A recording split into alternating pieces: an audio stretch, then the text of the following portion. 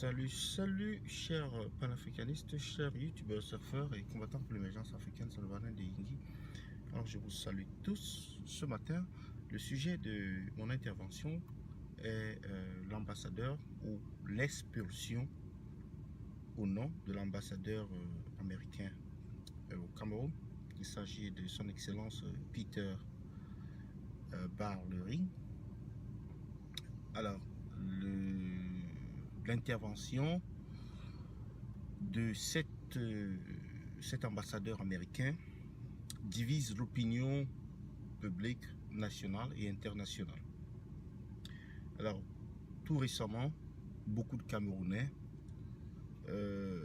ou certains Camerounais, exigent ou demandent que cet ambassadeur soit expulsé du Cameroun par rapport aux propos qu'il aurait rendus publics suite à, n'est-ce pas, la rencontre qu'il a eue avec le chef de l'État camerounais, l'audience qu'il a eue avec le chef d'État camerounais.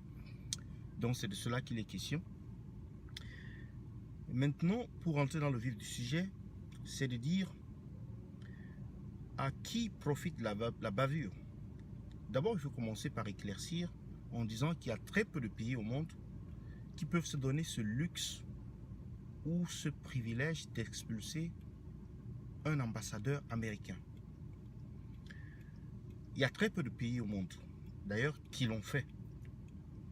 Tout récemment, on parle de la Russie, on parle également du Venezuela, mais on doit également parler du Congo-Brazzaville, qui a essayé, autour de février 2017, à expulser l'ambassadeur des États-Unis au Congo,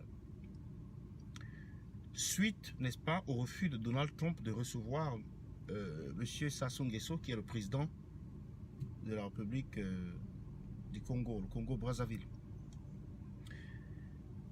Ça pose un problème dans la mesure où il s'agit ici d'un problème de rapport de force. La Corée peut expulser un ambassadeur américain ou fermer une ambassade américaine, mais est-ce qu'on peut se dire que le Cameroun ou les pays d'Afrique, la majorité des pays d'Afrique, ont ce pouvoir de décision au risque de se faire prendre dans une bataille pour laquelle ils sont d'emblée perdants? Donc, est-ce que l'État du Cameroun ou le gouvernement camerounais peut se permettre, à l'état actuel des choses, d'annoncer une telle mesure? Ça, c'est un. De deux, d'implémenter une telle mesure. Ça, c'est deux. Bon, maintenant, essayons d'examiner la démarche des États-Unis. Il y a beaucoup qui disent que cet ambassadeur est insolent, qu'il n'a pas respecté, n'est-ce pas, la diplomatie ou la courtoisie diplomatique. L'ambassadeur est le porte-parole du gouvernement américain au Cameroun. Il a fait valoir, n'est-ce pas, la position de son gouvernement, c'est-à-dire de son président Donald Trump, au président de la République du Cameroun. Maintenant, si les informations se sont retrouvées sur le domaine public, ça, c'est discutable. Comment? Pourquoi?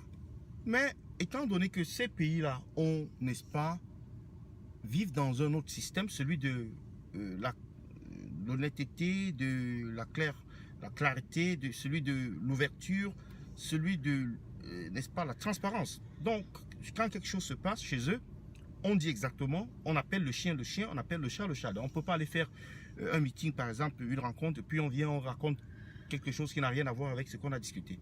Donc, c'est pour cela que eux, ils disent, par exemple, qu'on a discuté ceci, on a discuté cela. Ça se trouve au domaine public. Bien entendu, au Cameroun, on comprend que les choses ne doivent pas se passer comme ça, les choses ne se passent jamais comme ça, on ne dit jamais la vérité, donc ça pose un problème. Mais maintenant, est-ce qu'il faut commencer à faire une chasse aux sorcières et dire, écoutez, on doit l'expulser, etc.